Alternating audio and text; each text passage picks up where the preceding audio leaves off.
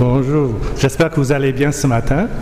Hier, nous avons fêté la fête de l'unité nationale, n'est-ce pas? Donc, bonne fête de l'unité nationale pour les Camerounais et ceux comme moi qui avons adopté ce pays. Et jeudi dernier, on a célébré une autre fête, c'était la fête de l'Ascension. Voilà. Avant de venir au Cameroun, j'y pensais vraiment rarement. Dans mon pays, qui est le Canada, la fête de l'Ascension n'est pas fériée. Elle est considérée comme une fête religieuse qui semble concerner surtout les catholiques. Et je dirais que dans les églises évangéliques, elle passe pratiquement inaperçue. Mais il y a le pasteur est d'accord, peut-être que c'est la même chose. Oui, voilà. Je dirais aussi aux États-Unis, si je demandais à mes collègues américains, est-ce qu'on fête la fête de l'Ascension dans les églises? Je ne pense pas. Peut-être dans quelques églises. Bon, il y a une dizaine d'années, j'ai commencé à comprendre la place vraiment très importante qui revient à la fête à l'Ascension dans le christianisme. Bon, tout d'abord, je voudrais lire ce que le pasteur a publié jeudi dernier dans le groupe WhatsApp de l'Église. Donc, si on peut afficher Jean 12, 24 à 26. Voilà. Donc, voici comment sa méditation a commencé. En vérité, je vous le dis, si le grain de blé tombé en terre ne meurt pas, il reste seul. Mais s'il meurt, il porte beaucoup de fruits. Celui qui aime sa vie la perdra, et celui qui déteste sa vie dans ce monde la conservera pour la vie éternelle. Si quelqu'un me sert, qu'il me suive, et là où je suis, là aussi sera mon serviteur. Si quelqu'un me sert, le Père l'honorera. Donc, et le pasteur de poursuivre. Aujourd'hui, la plupart des croyants fêtent l'Ascension qui commémore la montée de Jésus-Christ au ciel. Ce fut un événement visible dont on a un témoignage oculaire au début de l'Évangile de Luc. Sur cette terre, Jésus a vécu en Israël. Il a parcouru les villes et les villages d'Israël pour révéler aux Juifs qu'il était le Messie, l'envoyé de Dieu selon les Écritures saintes. Parmi eux, il a montré les signes qui attestaient qu'il est le Fils de Dieu, qu'il est la réponse aux prophéties de l'Ancien Testament. Il a aussi enseigné la parole de Dieu et montré le chemin du salut et de la communion avec Dieu. Après sa mort et sa résurrection, il quitte ce monde et envoie son Saint-Esprit qui va révéler désormais à tous les, qui va le révéler désormais à tous les peuples de la terre. Par le Saint-Esprit, Jésus agit dans le monde entier et attire à lui tous ceux qui, fatigués et chargés, aspirent à la vérité et désirent être sauvés. Chacun peut aujourd'hui le rencontrer personnellement. Vous pouvez le rencontrer aujourd'hui personnellement. Très bonne journée de l'Ascension. Donc voilà la fin de la méditation du pasteur. Et ce que le pasteur a écrit, je voudrais ajouter ceci. C'est ce que nous lisons dans un texte que j'aime souvent partager ici. C'est Hébreux 4, du verset 14 au verset 16. Ainsi, puisque nous avons un souverain grand prêtre qui a traversé le ciel, Jésus, le Fils de Dieu, restons fermement attachés à la foi que nous professons. En effet, nous n'avons pas un grand prêtre incapable de compatir à nos faiblesses. Au contraire, il a été tenté en tout point comme nous, mais sans commettre de péché.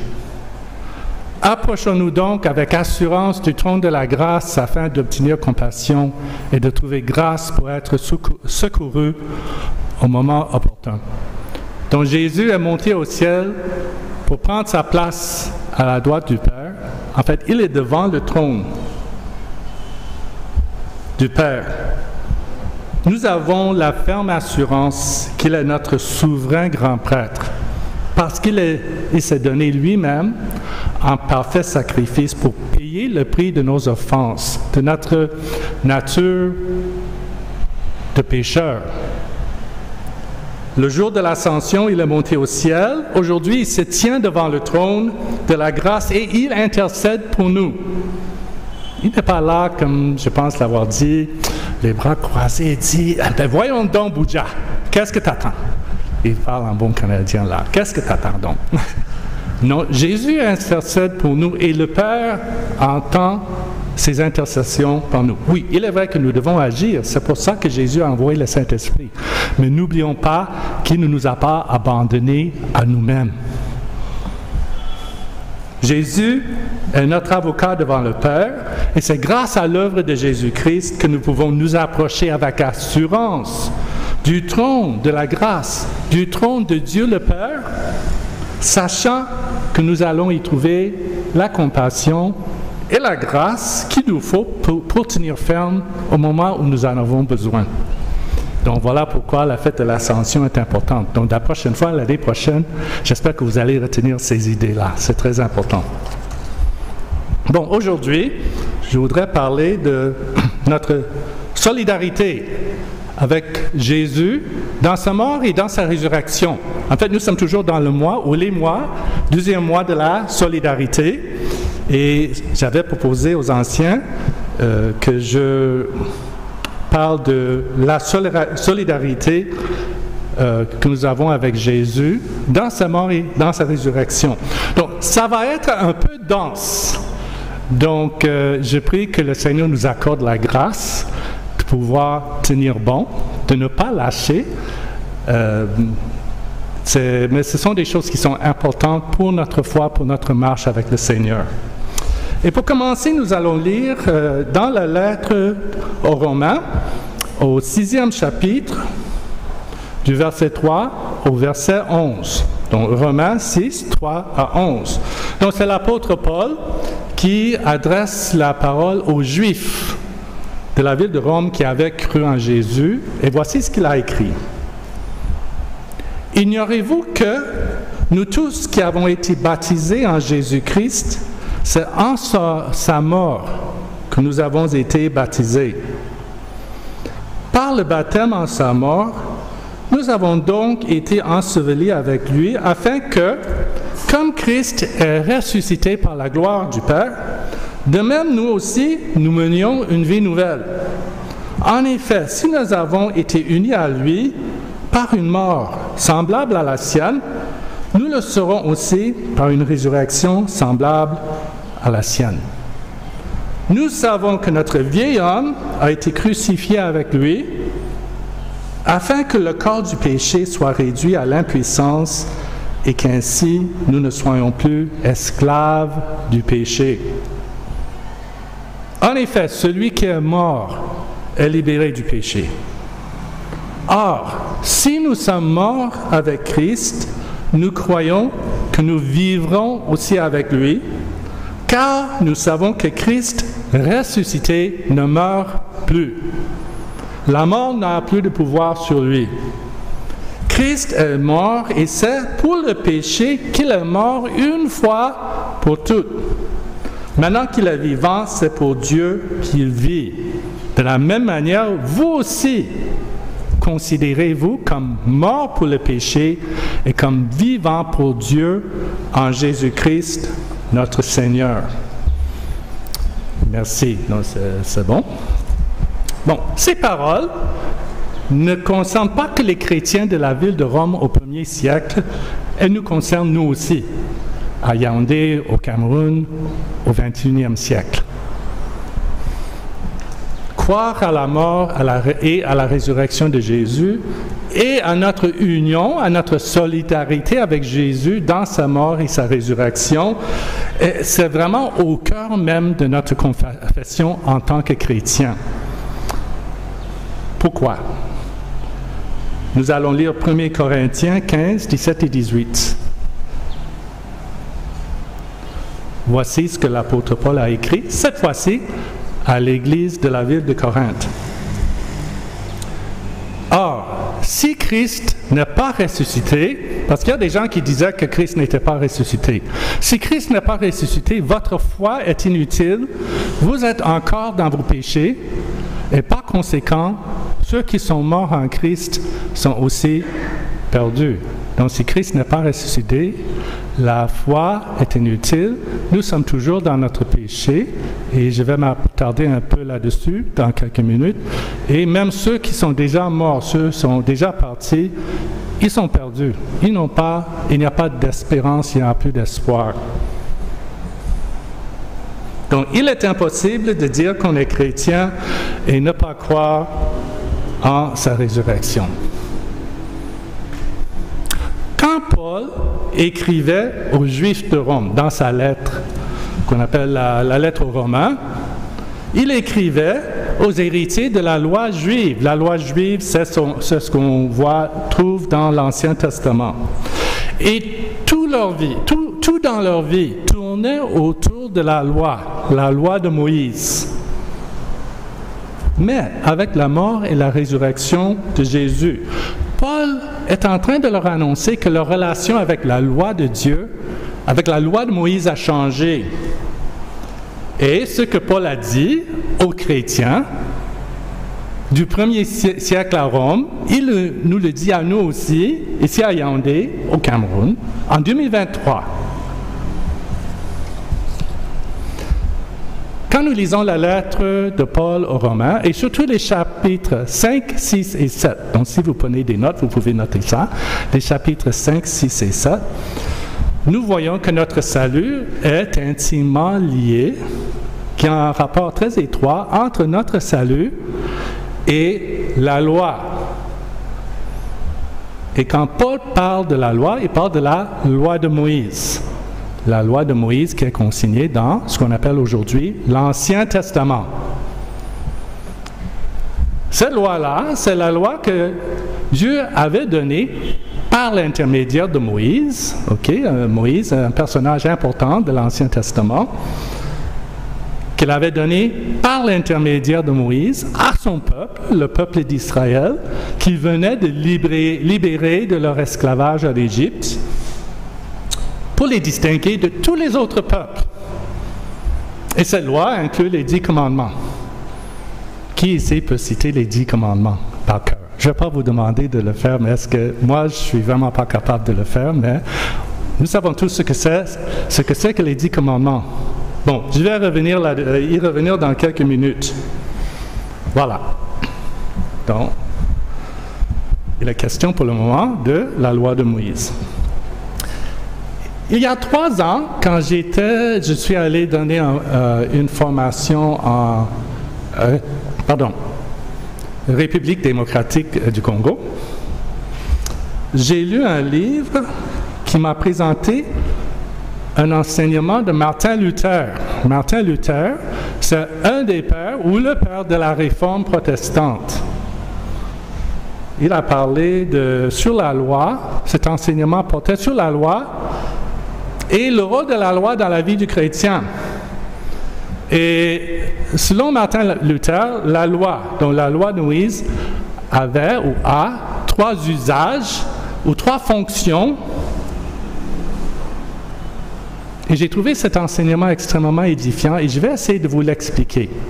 Les 3 fonctions de la loi selon Martin Luther, donc le père de la réforme.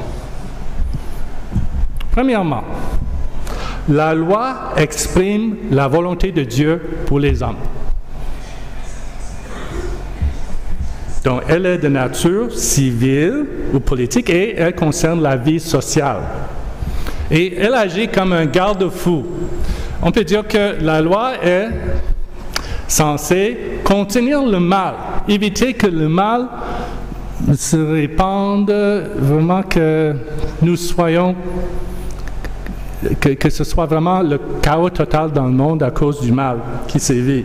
Elle agit comme un garde-fou pour les sociétés. Donc, ce sont des mises en application pratiques, des expressions particulières de la loi morale. Ce sont des choses qui ont une valeur universelle pour tous les hommes et toutes les femmes. Et les 10 commandements en fournissent un résumé exemplaire. Donc, ça, c'est la première fonction de la loi. C'est la volonté de Dieu pour les hommes. Voici les 10 commandements. OK. Peut-être que vous connaissez une autre formulation. Ce sont des choses que j'ai trouvées dans la version seconde 21. Donc, le premier commandement, « Tu n'auras pas d'autre Dieu devant moi ». Deuxième commandement, « Tu ne feras pas d'idole ». Troisième commandement, « Tu n'utiliseras pas le nom de l'Éternel, ton Dieu, à la légère ». Quatrième commandement, « Souviens-toi de faire du jour du repos un jour saint ». Cinquième commandement, « Honore ton père et ta mère ». Sixième commandement, « Tu ne commettras pas de meurtre ». Septième commandement, « Tu ne commettras pas d'adultère ». Huitième commandement, « Tu ne commettras pas de vol ». Ensuite, « Tu ne porteras pas de faux témoignages contre ton prochain ». Et le dernier, « Tu ne convoiteras pas ». Donc voilà les 10 commandements. Imaginez un monde où ces commandements ne sont pas observés. Et en fait, c'est déjà facile à imaginer parce que ça existe déjà. Surtout en Occident, on voit de plus en plus les pays qui refusent moi je ne dirais pas observer, même d'annoncer, proclamer. Par exemple, souvent aux États-Unis, on entend parce qu'il y a aux États-Unis la séparation de l'État et de la religion, et il y a certains, dans certains États, où, disons, le gouvernement de l'État voulait afficher, disons, au palais de justice, les 10 commandements, et des personnes se sont élevées contre ça. Ils ont dit non, il faut observer la séparation de l'État et de la religion, et ils ont été obligés vraiment de, enlever ça. Ils ne pouvaient plus afficher les 10 commandements, parce que ce serait favoriser une religion sur les autres. Et on voit de plus en plus, puisque les gens abandonnent, n'obéissent plus, même aux 10 commandements, on voit les problèmes que ça crée dans la société, dans les pays de l'Occident. Donc c'est pour ça que j'ai dit que c'est déjà facile à imaginer, parce qu'il y a, dans beaucoup de pays, on n'observe plus les 10 commandements. Mais voilà, ça exprime la volonté de Dieu pour les hommes. La deuxième fonction de la loi exprime la volonté de Dieu pour le pécheur. Pour le pécheur. À la manière d'un miroir, elle nous révèle l'état de notre cœur, l'état de péché dans lequel nous vivons tous et à quel point nous sommes privés de la gloire de Dieu. La Bible dit que tous sont privés de la gloire de Dieu. Donc, peut-être qu'en écoutant les 10 commandements, est-ce que vous pouvez vraiment dire, non, j'observe tous les 10 commandements? On va dire, non, parfois j'ai des problèmes. J'ai souvent des problèmes avec ça. Romains 3:20 nous dit que personne ne sera considéré comme juste devant Dieu sur la base des œuvres de la loi, puisque c'est par l'intermédiaire de la loi que vient la connaissance du péché. Quand nous voyons l'état de péché au miroir de la loi, quand nous voyons l'état de péché dans lequel nous vivons, comment nos cœurs sont vraiment, c'est comme si ça nous pousse à recourir à la grâce qui est manifestée en Jésus-Christ. On cherche le soulagement, ça crée en nous le désir d'être pardonné. Ça devrait créer en nous le désir d'être pardonné. Et lorsque Dieu œuvre dans le cœur de quelqu'un, pour le convaincre de son péché, c'est le moment idéal de lui annoncer l'Évangile, lui annoncer la solution, lui dire que Jésus-Christ a versé son sang pour lui et qu'il est mort pour pardonner ses péchés et le rendre juste avec Dieu. Donc voilà pour la deuxième fonction de la loi. La première, elle exprime la volonté de Dieu pour les hommes.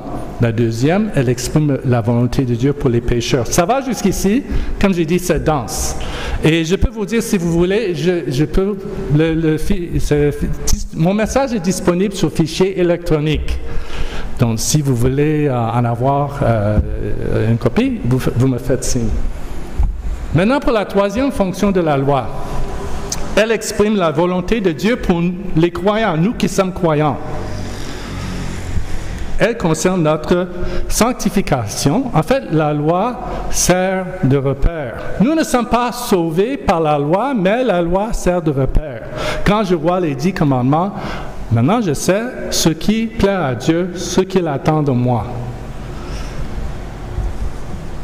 Elle nous instruit sur ce qui plaît à Dieu et ce qu'il attend de nous. Nous ne sommes plus sous la loi, nous sommes sous la grâce, mais nous ne sommes pas sans loi. C'est bon, nous ne sommes pas sous la loi, nous ne sommes pas sous la loi, mais nous ne sommes pas sans loi. La loi écrite contient les exhortations nécessaires pour que l'invocation de notre liberté en Christ ne devienne pas un prétexte pour laisser libre cours à la chair. Il y a quelqu'un qui va dire « Oh, je suis un pauvre pécheur ». Donc, il s'en sert comme un prétexte, n'est-ce pas, pour faire n'importe quoi. « Oh, je suis un pauvre pécheur ». Mais ça ne marche pas. Ça ne marche pas.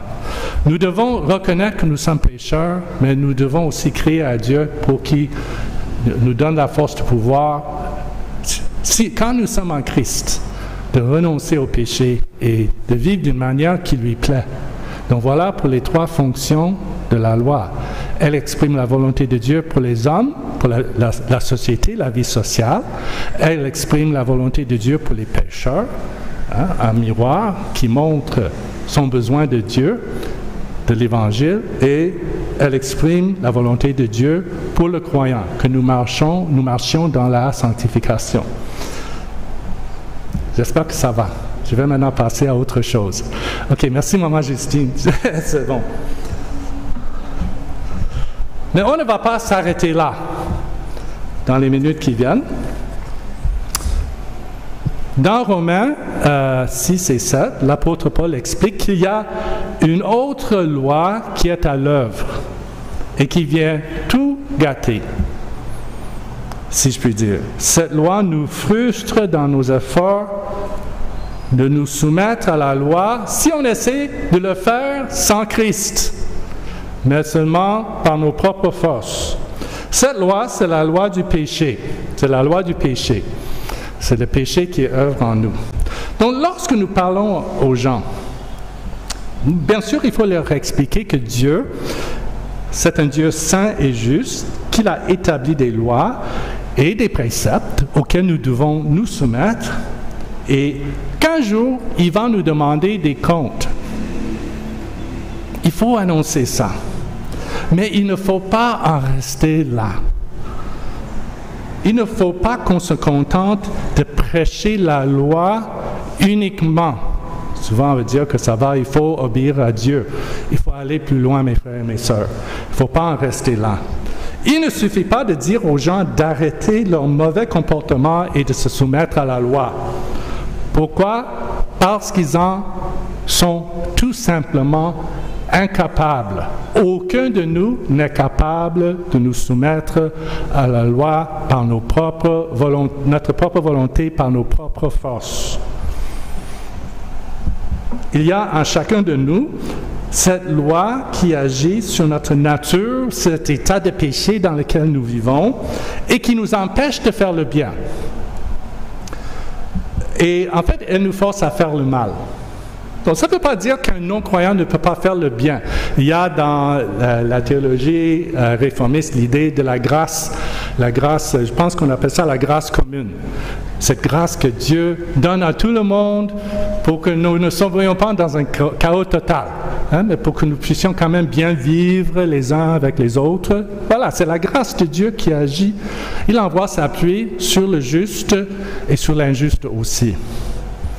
Mais, laissés à nous-mêmes, sans la grâce de Dieu, sans l'Esprit Saint que Jésus a envoyé, il nous est vraiment impossible de faire le bien.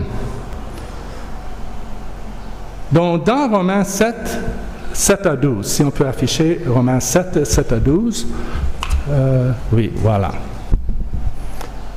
Paul explique à ses lecteurs juifs, donc il nous l'explique à nous aussi, pourquoi obéir à la loi ne suffit pas pour trouver grâce auprès de Dieu. Et voici ce qu'il a écrit. Que dirons-nous donc? La loi est-elle péché? Certainement pas. Parce qu'en fait, c'est la question que ses lecteurs lui posaient. Tout ce que tu dis là, Paul, est-ce que ça veut dire que la loi de Moïse est péché? Non, pas du tout, parce qu'il valorise la loi. Mais voici ce qu'il dit. Je n'ai connu le péché que par l'intermédiaire de la loi. En effet, je n'aurais pas su ce qu'est la convoitise si la loi n'avait pas dit « Tu ne convoiteras pas ». Saisissant l'occasion offerte par ce commandement, le péché a produit en moi toutes sortes de désirs. En effet, sans loi, le péché est mort. Pour ma part, sans la loi, j'y vivais autrefois. Mais quand le commandement est venu, le péché a repris vie et moi je suis mort. Il s'est trouvé que le commandement qui devait conduire à la vie, c'est-à-dire la loi de Moïse, m'a conduit à la mort. En effet, le péché, saisissant l'occasion offerte par le commandement, m'a trompé et par lui m'a donné la mort. Ainsi donc, la loi est sainte et le commandement est saint, juste et bon. Et il dit ailleurs que le péché est extrêmement mauvais, par même de la grande perversité du péché. La loi du péché nous tue, entre guillemets, nous tue en produisant en nous tout ce qui est contraire à la loi de Moïse. La loi du péché agit en nous dès notre naissance parce qu'elle profite de la loi du péché, de l'état de péché dont nous avons hérité d'Adam. Nous ne sommes pas des pécheurs parce que nous péchons. Nous péchons parce que nous sommes des pécheurs. Ouais, je vais le répéter. Nous ne sommes pas des pécheurs parce que nous péchons. Nous péchons parce que nous sommes des pécheurs. C'est dans notre nature.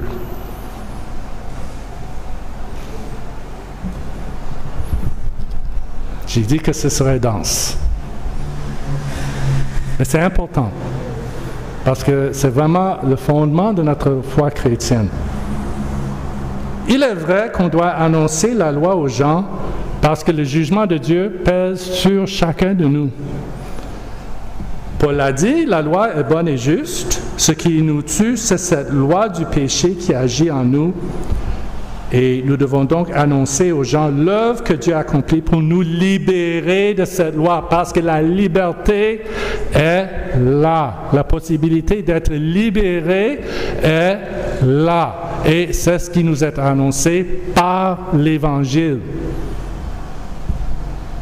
Jésus-Christ est mort et il est ressuscité pour nous libérer du pouvoir du péché. Il libère du pouvoir du péché ceux qui acceptent son œuvre, ceux qui sont solidaires avec lui dans sa mort et sa résurrection. Romains 10 et 9 nous rassurent. Si tu confesses de ta bouche que Jésus est Seigneur et que tu crois en ton cœur que Jésus l'a ressuscité des morts, tu seras sauvé. Être sauvé, qu'est-ce que ça veut dire? Bon, beaucoup de choses, mais il y en a deux. C'est recevoir le pardon de nos péchés et la vie éternelle. Et en fait, c'est le message qu'on présente le plus souvent. Tes péchés sont pardonnés, tes péchés sont pardonnés et tu auras la vie éternelle. Donc, c'est être réconcilié avec Dieu, ne plus être son ennemi, mais être son fils ou sa fille. Dieu ne voit plus notre péché, mais il nous voit juste en Christ. Mais ce n'est pas tout. C'est aussi être libéré de cette loi du péché. Pour vivre selon la loi de l'Esprit, pour vivre sous la grâce. Bon, c'est vrai que nous ne sommes pas totalement libérés du péché. Nous continuons, même étant croyants, ayant reçu Jésus, ayant été libérés de la loi du péché, il nous arrive quand même de pécher parce que nous sommes toujours dans la chair. Et notre sanctification totale, ça viendra plus tard, un jour. Mais pour le moment, il y a cette lutte permanente. Et l'apôtre Paul en parle dans Romains 7. Je vous invite à le lire à la maison. Mais, contrairement à la personne qui n'est pas en Christ, nous avons la possibilité de marcher d'une manière qui est digne de Dieu et qui lui plaît. Et Dieu nous voit juste, que nous sommes justes en Christ. Lisons Romains 6, 15 à 23. Romains 6, 15 à 23.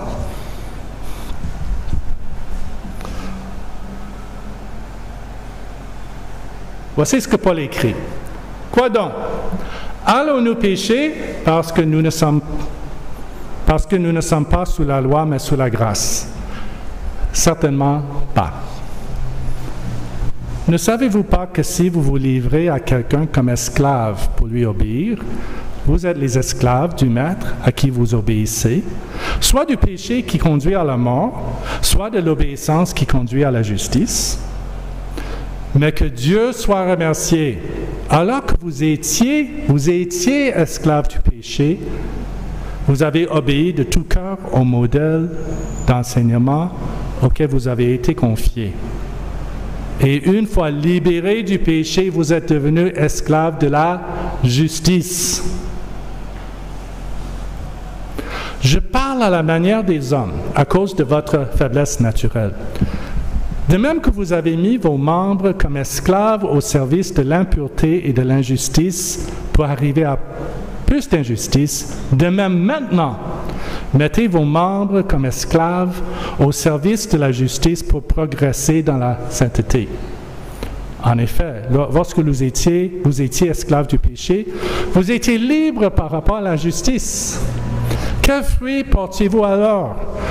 Des fruits dont vous avez honte aujourd'hui parce que leur fin, c'est la mort. Mais maintenant que vous avez été libérés du péché et que vous êtes devenus esclaves de Dieu, vous avez pour fruit la progression dans la sainteté et pour fin, la vie éternelle. En effet, et voici un verset qu'on cite souvent, le salaire du péché, c'est la mort, mais le don gratuit de Dieu, c'est la vie éternelle en Jésus-Christ, notre Seigneur. Donc ici, Paul s'adresse à des frères qui avaient cette idée selon laquelle ils pouvaient vivre comme ils voulaient parce qu'ils ne vivaient plus sous la loi, mais sous la grâce. Parce qu'ils se disaient comme non, Dieu va tout me pardonner.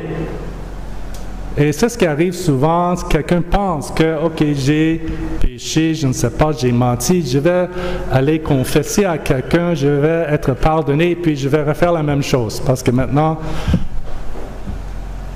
ça va. Je peux faire comme je veux, mais ce n'est pas le cas, pas du tout le cas. La réponse de Paul à cette idée est catégorique. Vraiment pas du tout. Ça ne marche pas comme ça. Par notre solidarité, je viens à notre thème. Notre solidarité avec le Seigneur Jésus-Christ dans sa mort et sa résurrection. Nous ne vivons pas comme des esclaves du péché, mais comme des esclaves de Dieu. Comme ceux qui vont hériter de la vie éternelle. Donc, être esclave de Dieu est bien meilleur qu'être esclave du péché. Tu ne vas jamais être esclave. Tu peux refuser de suivre Dieu, d'être esclave de Dieu en te disant, moi, je suis le maître de mon destin. Je suis esclave de moi-même. Ça ne va pas... Ça ne marche pas parce que tu seras toujours esclave du péché. Ça sera ton premier maître. Voilà, en conclusion, merci pour votre patience d'avoir tenu bon jusqu'ici. Par la résurrection de Jésus que nous avons célébrée le mois dernier, par son ascension que nous avons célébrée jeudi dernier, et par notre solidarité avec Jésus dans sa mort et sa résurrection, nous avons une ferme assurance, une ferme espérance pour notre vie ici-bas et pour ce qui nous attend à l'avenir. Et maintenant, qu'est-ce que ça veut dire pour notre vie quotidien. Et ici, je vais tout simplement répéter ce que j'ai dit la dernière fois. Je n'ai pas peur de me répéter. Souvent, j'ai dit la même chose dans plusieurs messages. Je vais répéter ce que j'ai dit la dernière fois. Concrètement, dans le train-train de la vie quotidienne, qu'est-ce que cela signifie? Je voudrais proposer ceci. Premièrement, c'est d'avoir une vie qui est riche en bonnes œuvres. Les bonnes œuvres pour lesquelles Dieu nous a créés en Jésus-Christ pour que nous les pratiquions. Et à vous de voir quelles sont ces œuvres. Bon. C'est grandir dans la foi, bien sûr, si tu es chrétien. Et je veux dire que grandir dans la foi, c'est un processus qui ne s'arrête jamais. Ça fait déjà presque 50 ans que je marche avec le Seigneur et j'apprends toujours de nouvelles choses. J'ai grandi chaque jour dans ma foi. Donc ça veut dire prier, étudier la Bible, lire des livres, écouter des messages qui vont nous édifier et participer à la vie de l'Église. Mais c'est aussi être fidèle dans les différents rôles que Dieu vous a confiés. En famille, vous devez servir votre famille. Dans votre village ou votre quartier, dans votre lieu de service, et même si vous êtes chômeur, nous sommes sauvés pour glorifier Dieu et servir notre prochain. On peut afficher Galates 5, 19 à 21, s'il vous plaît. C'est renoncer au péché. Savoir ce que c'est que le péché et renoncer à ses péchés. Paul, c'est la lettre aux chrétiens de Galates, il parle des œuvres de la nature humaine. L'adultère, l'immoralité sexuelle, l'impureté, la débauche, l'idolâtrie, la magie, les haines, les querelles, les jalousies, les colères, les rivalités, les divisions, les sectes, l'envie, les meurtres, l'ivrognerie, les excès de table. Les excès de table. Dans mon pays, on voit beaucoup de gens qui sont vraiment très gros, très gros, trop gros même. Même dans les églises.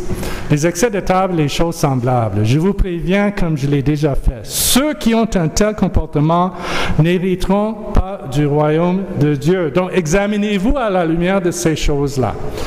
Mais nous sommes surtout appelés à demeurer en Christ et laisser Christ demeurer en nous afin de porter du fruit qui demeure. Galates 5, 22. Voici le genre de fruit que nous devons porter dans notre caractère. L'amour, la joie, la paix, la patience, la bonté, la bienveillance, la foi, la douceur, la maîtrise de soi. Votre caractère, mon caractère, notre caractère compte pour beaucoup. Comment nous sommes. Pas seulement ce que nous faisons, mais comment nous sommes. N'oublions pas, quand nous péchons, quand nous commettons un péché, Dieu est fidèle et juste pour nous pardonner et nous purifier de toute injustice. Quand nous nous repentons des péchés que nous commettons, il va nous pardonner. Et vivons dans l'assurance qui ne nous abandonne pas à nous-mêmes. Dieu, par Jésus, par le Saint-Esprit, saura nous garder. Il saura rendre nos vies fructueuses. Il saura nous présenter devant lui, saint et irréprochable, grâce à l'œuvre que son Fils a accomplie. Bon, mes frères et sœurs, j'ai dit que ce serait très dense. Si vous n'avez pas tout compris, ça va. Comme j'ai dit, le fichier est disponible. Vous pouvez l'étudier à votre convenance. Mais que le Seigneur nous encourage. Qu'il nous encourage à tenir bon. Remercions-le parce que nous qui sommes en Christ, nous sommes libérés du loi du péché. Nous pouvons marcher d'une manière qui plaît à notre Dieu parce que nous avons le Saint-Esprit en nous et Dieu est de notre côté. Nous allons prier.